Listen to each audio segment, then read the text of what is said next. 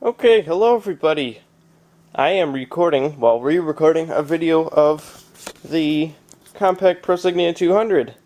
The reason being is the last video I recorded of this was very subpar, to say the least. I covered up the microphone many times during the video, and the majority of the video was watching the thing post or getting into Windows NT and then discovering it not actually working in the end.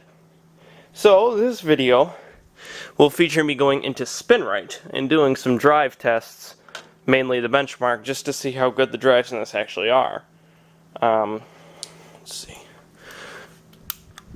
Turn the power strip on, just to start off. I'm hoping that none of the things in this go bang. It didn't last time, so I don't think it would this time, but it would be a real shame if any of the components inside did this. So, the things that I'm going to be using to test this is this little tiny Dell monitor, Microsoft keyboard, and the computer itself. So, I'm going to pop the cover. Maybe I can do it one-handed. I'm not going to try. On the inside of the cover, you can very well see the quick setup guide and all of the labels for everything that occurs in the Compaq Prosignia 200, including SIM installation, expansion capabilities, cable routing again, drive configuration and installation, and all of the like. Inside the system unit itself, the first noticeable thing is the expansion card bracket, which houses the two expansion cards, which are the video card and the SCSI card. Up here you can see the Compaq power supply of however many watts, 280 watts. Up here you can see the CD-ROM drive. It is a slot loaded as opposed to a tray loaded. Here you can see the two 3.5-inch Seagate hard drives, SCSI.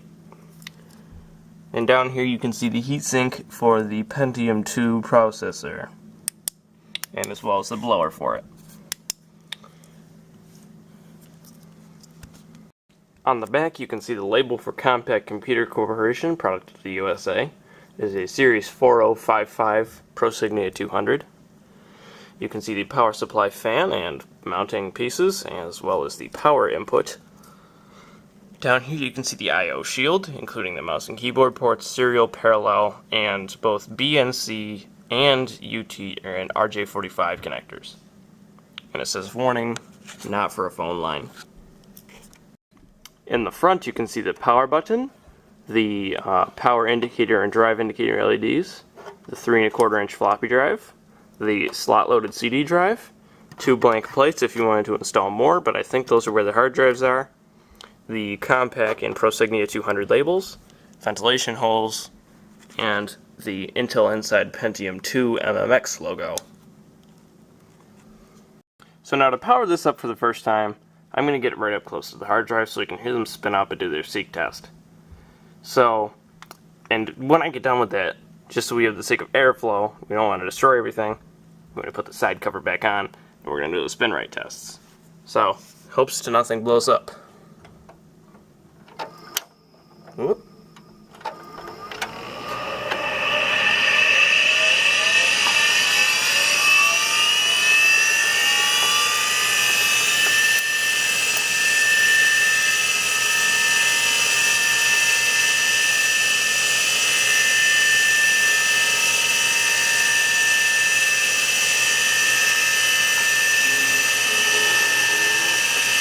Okay, so the drive just finished its seek test. I'm hoping I have the keyboard plugged into the right port, because if not, we're going to be doing this all over again. Now let's see if I can put the side panel back on one-handed. Okay, I don't have anything right now, so let me get the keyboard plugged into the right port. I'll deal with the side panel. You can see the keyboard over there. So that side panel was ridiculously hard to get on, so I'm going to turn it on again. And you get to hear the SCSI hard drive spin up one more time. CD's already in the drive.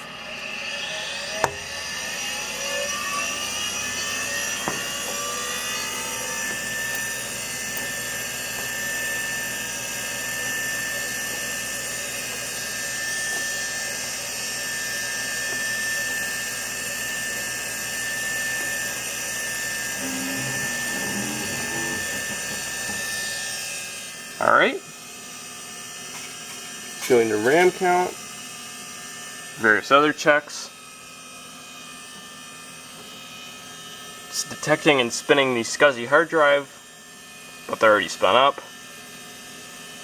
So it just has to detect them.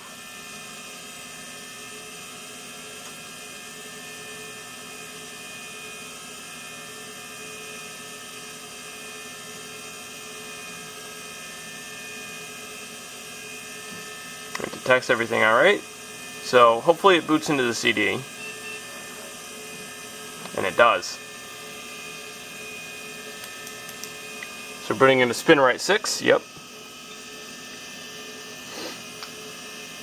Okay. I'm going to perform drive benchmarks.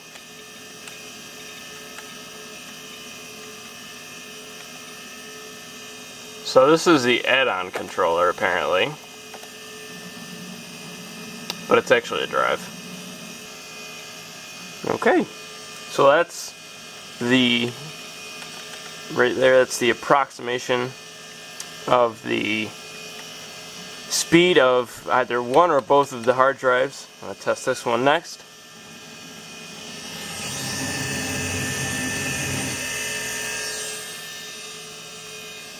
Okay, so that was probably using both hard drives because this is way slower than the other.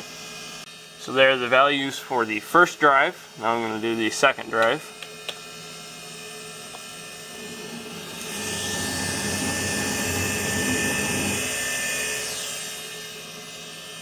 I'll wait for that to finish. There are the values for drive 2. Now, how this is set up is that drive 0 up here is the RAID for both of the hard drives, and thus it gives this value. Drive 1 and drive 2 are both the separate drives, judging by how they have a Linux or WinNT RAID volume on both of them. And up here it registers as an NTFS or OS2 HPFS. So these values aren't too off. In fact, drives separately are actually better in sustained transfer than they are separately, which is interesting. But that's not what I'm doing here. It's not me trying to figure out what this is doing. This is me just showing off what's going on. So we're done here now. I'm going to exit. And I'm going to remove the CD from the drive. And press escape to reboot. And now I'm going to turn it off.